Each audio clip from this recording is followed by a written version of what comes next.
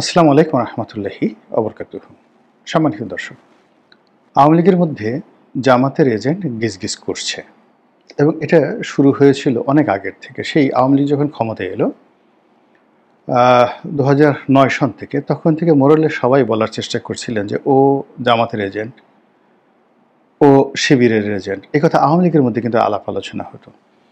কিন্তু জামাতি কাজটি এতটা সূক্ষ্মভাবে, বৈজ্ঞানিকভাবে, অঙ্কশাস্ত্রের সূত্র অনুযায়ী এত চমৎকারভাবে যেভাবে বৃক্ষরোপণ করে প্লান্টেশন, ঠিক সেইভাবে আওয়ামী লীগের কলিজার মধ্যে সেই তাদের এজেন্ট তারা ঢুকিয়ে দিতে পেরেছে এবং সেটা এখনো অব্যাহত আছে। আওয়ামী লীগের লন্ডনের কমিটিতে, আওয়ামী লীগের নিউ ইয়র্কের কমিটিতে, এমনকি শেখ হাসিনার দিল্লিতে যে তার সঙ্গে যারা খুব নিয়মিত দেখাশোনা করেন, তার রিপ্রেজেন্টেশন করেন এবং তার পক্ষে কথাবার্তা বলেন, এবং প্রতি মুহূর্তে এই মুহূর্তে শেখ হাসিনা যাদের সঙ্গে নিয়মিত কথাবার্তা বলেন এবং তাদের বুদ্ধি পরামর্শ অনুযায়ী অনেক কিছু করেন, তারা যে কেউ কেউ জামাতের নন, এটা বুকে হাত দিয়ে বলা যাচ্ছে না। আমার ক্ষুদ্র সেন্স বলে, বা আমি যেটা বুঝতে পারি, চেহারা দেখলে আমি বুঝতে পারবো যে এই লোকগুলো আসলে আওয়ামী লীগের মধ্যে আওয়ামী লীগের নাম ভাঙিয়ে তারা আওয়ামী লীগের সর্বনাশ ঘটানোর জন্য যে কাজগুলো করছে, তারা মূলত জামাতের এজেন্ট এজেন্ডা বাস্তবায়ন করছেন জামাতের এজেন্ট হিসেবে। এই গেল একটা অবস্থা। এই বিষয়গুলো নিয়ে আলোচনা করব। 2 নম্বর হলো যে আওয়ামী লীগও কিন্তু বসে নেই, তারাও রয়ের মাধ্যমে ঠিক জামাতের কর্মকাণ্ড, বিএনপির কর্মকাণ্ড, এটা অত্যন্ত চমৎকারভাবে তারা করে যাচ্ছেন।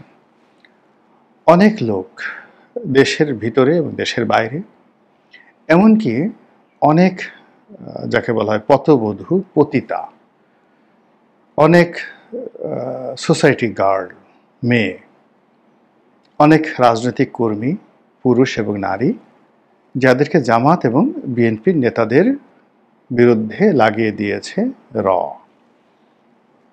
এরা ছলে বলে কৌশলে এদেরকে দিয়ে অনৈতিক কাজ করায়, ভিডিও ধারণ করে, অডিও ধারণ করে, টাকা পয়সার লেনদেন করে এবং জায়গা মতো দিল্লিতে এই জিনিসগুলো পৌঁছায় দেয়।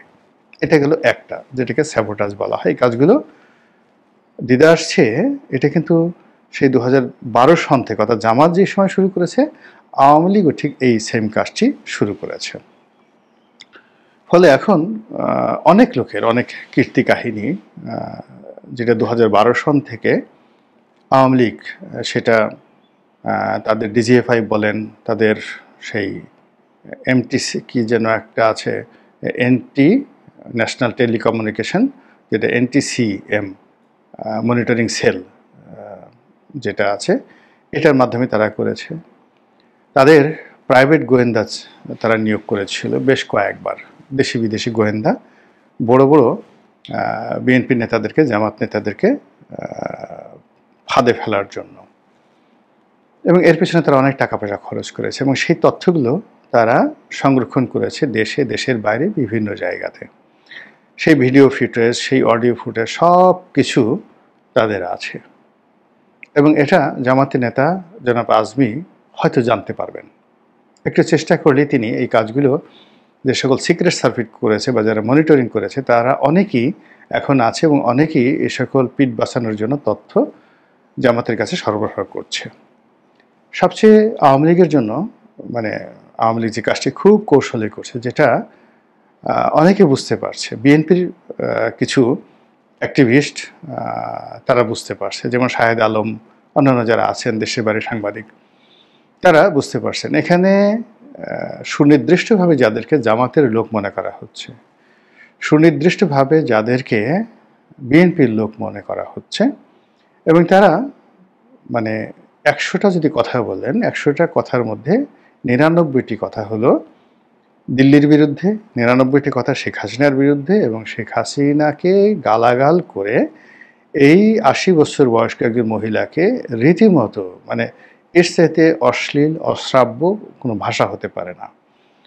এ সকল গালাগালি এবং আওয়ামী লীগ নেতাদের দুর্নীতি, অনিয়ম ইত্যাদি যেভাবে তারা বলছে, আপনার কাছে মনে হবে যে এই পৃথিবীতে সৃষ্টি হওয়ার পর থেকে আজ পর্যন্ত কোনো দলের এরকম কট্টর শত্রু কেউ ছিল না। আওয়ামী লীগের যে যদি 1 নম্বর, 2 নম্বর, 3 নম্বর এরকম কট্টর শত্রু থাকে, তাহলে এই কয়জন লোক কট্টর শত্রু। কিন্তু অবাক করার ব্যাপার হলো, এই লোকগুলো মূলত রয়ের পেইড এজেন্ট। আজকে থেকে নয়, সেটা আপনি ধরুন 2017-18 সন থেকে রয়ের পেইড এজেন্ট। তারা শেখ হাসিনাকে গালাগালি করবে এবং শেখ হাসিনাকে গালাগালি করে তারা একটা অডিয়েন্স তৈরি করবে। সেই অডিয়েন্স আলটিমেটলি বিএনপি, জামাতের মতো বড় বড় নেতাদের সঙ্গে তাদের একটা কানেকশন তৈরি করে দেবে। বিএনপি নেতারা, আওয়ামী লীগ নেতারা, জামাতের নেতারা সবাই তাদের সঙ্গে খোলামেলা কথা বলবে।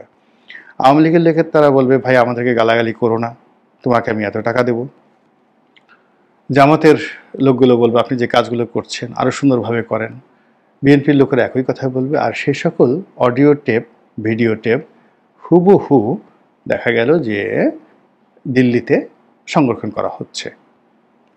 আর হঠাৎ করে একদিন দেখবেন যে সকালবেলা এই পুরো টিমগুলো তারা শেখ হাসিনার সঙ্গে বসে চা কফি খাচ্ছে এবং হাসাহাসি করছে। ঠিক এইভাবেই কাউন্টার ইন্টেলিজেন্স সিস্টেমটা সাজানো হয়। আপনারা যারা মাসুদ রানা পড়েছেন তারা এই ধরনের ঘটনা অহরহ জানেন, এভাবেই ঘটে থাকে। আপনারা যারা জেমস বন্ড দেখেন কিংবা অন্যান্য যে সকল যাকে বলা হয় এরকম গোয়েন্দা সিরিজগুলো রয়েছে, এমনকি আপনি কিরিটি রায়, ফেলুদা, সব জায়গাতে এরকম কাউন্টার ইন্টেলিজেন্স দেখবেন যে কাউন্টার ইন্টেলিজেন্সের মাধ্যমে 2012 সন থেকেই প্রবল আওয়ামী বিরোধী কিছু সোশ্যাল অ্যাক্টিভিস্ট, কিছু বুদ্ধিজীবী, কিছু লেখক এবং আমাদের সমাজে ঘুরে বেড়ায় কিছু মানুষ তৈরি করা হয়েছে যারা মূলত রয়ের এজেন্ট। এই কাজগুলো করা হচ্ছে।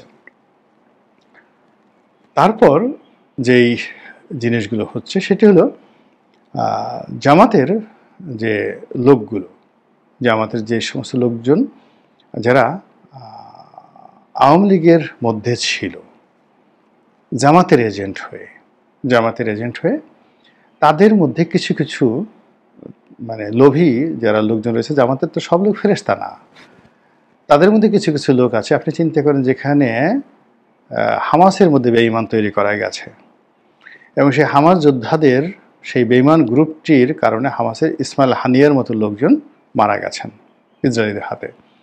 ইরানের মধ্যে কাউন্টার ইন্টেলিজেন্সের বেঈমান তৈরি করা হয়েছে এই এত বড় একটা যুদ্ধের মধ্যে। সেই তারা ইসরায়েলের সাথে যোগাযোগ রক্ষা করেছে এবং ইরানের প্রেসিডেন্টের মতো তাদের সেই যাকে বলা হয় সামরিক বাহিনীর সবচেয়ে ইফেক্টিভ যে কর্তাগুলো আছে তাদেরকে টু দি পয়েন্ট হত্যা করার জন্য যত তথ্যউপাত্ত এই ইরানের সেনাবাহিনীর কর্মকর্তা, বুদ্ধিজীবী, সাংবাদিক, লেখক, নারী কর্মী মানে নারী অধিকার কর্মী, মানবাধিকার কর্মী, এনজিও কর্মী, তারা এই কাজগুলো করেছে। তো যেখানে সৌদি আরবের মতো জায়গাতে, ইরানের মতো জায়গাতে যেখানে কথার 19-20 হলে কল্লা কেটে ফেলা হয়, সেখানে যদি এই ধরনের কাউন্টার ইন্টেলিজেন্স থাকতে পারে তাহলে জামাতের যেই লোকগুলো আওয়ামী লীগের সঙ্গে মিশেছিল ধরুন 5,000 লোক, তার মধ্যে 50 জন লোক যে জামাতের সাথে বেঈমানি করেনি এবং জামাতের গুপ্ত খবরাখবর আওয়ামী লীগকে জানায়নি, এটা বিশ্বাস করার মতো নির্বুদ্ধিতা আর নেই। তার ফলে কি হলো, অনেক জায়গায় দেখবেন জামাত একটা গোপন বৈঠক করছে কিংবা অনেক জায়গাতে জামাতের মহিলা কর্মীরা গোপন বৈঠক করেছে, যেটা কেউ জানার কথা না। কিন্তু সেই 2014 থেকে একেবারে 25 পর্যন্ত 10 বছরে ডিবি মনির, ডিবি হারুন সেখানে গিয়ে উপস্থিত এবং তাদেরকে সদল বলে সেখান থেকে গ্রেপ্তার করা হয়েছে, একদম নিখুঁতভাবে গ্রেপ্তার করা হয়েছে। এটা কোনো অবস্থাতেই কাউন্টার ইন্টেলিজেন্স ছাড়া সম্ভব নয়। এমনকি বিএনপির যে গোপন কথাগুলো সেটাও আওয়ামী লীগ জেনে গিয়েছে। ফলে কি হলো, আমাদের রাজনীতির যে সহজ সরল পথগুলো রয়েছে, রাজপথের আন্দোলন, ভোটারদের মনোরঞ্জন, ব্যালট বাক্স পূর্ণ করা দলীয় সমর্থক দ্বারা, এগুলো তিরোহিত হয়ে গেছে। এখন কে কত এজেন্ট নিয়োগ করতে পারে, কে কত চক্রান্ত করতে পারে, এবং কে কত ২ নম্বরি করে সফলতা অর্জন করে ক্ষমতা আসতে পারে, এই প্রতিযোগিতা রাজনীতির যে চিরাচরিত যে ফরমেশন বা চিরাচরিত যে গঠনতন্ত্র তার সঙ্গে কন্ট্রাডিক্ট করছে।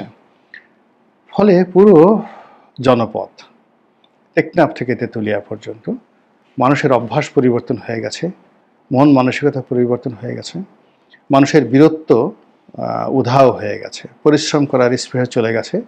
সেখানে পরিশ্রম করার পরিবর্তে চুরি করা, কাজ করার পরিবর্তে ঘুষ খাওয়া, তারপর গবেষণা করার মানে প্র্যাকটিক্যালি গবেষণা করবে, চিন্তা করবে, ভাবনা করবে, এগুলোর পরিবর্তে অধিক কল্পনা করা, তারপরে যাকে বলা হয়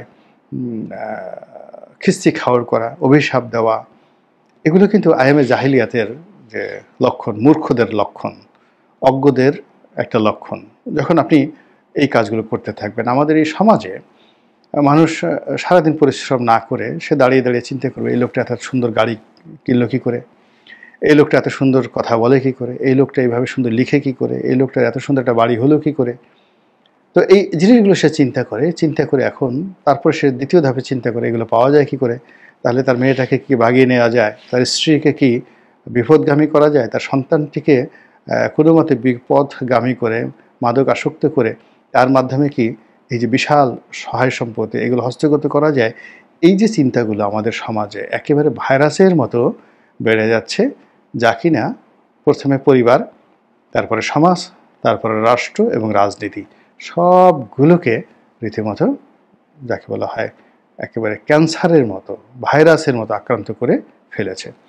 আর সেই দিক থেকে সব রাজনৈতিক দলগুলোই অনেকটা যুদ্ধের ময়দানে যাওয়া হয় প্রতিপক্ষের খবরাখবর নেওয়ার জন্য। তারা গুপ্তচর নিয়োগ করে এবং গুপ্তচরের পেছনে অনেক টাকা খরচ করে। এখন কেবল সরকারি গুপ্তচর নয়, প্রত্যেকটা বড় বড় রাজনৈতিক দল যারা আছেন তারা সবাই গুপ্তচর নিয়োগ করেছে। যার যত টাকা, যার যত ক্ষমতা, সে তত বেশি গুপ্তচর নিয়োগ করেছে। এবং একজন মানে গুপ্তচর যে ক্ষেত্রে অনেক সময় ডবল স্ট্যান্ডার্ড হিসেবে বা ডবল এজেন্ট হিসেবে কাজ করছে।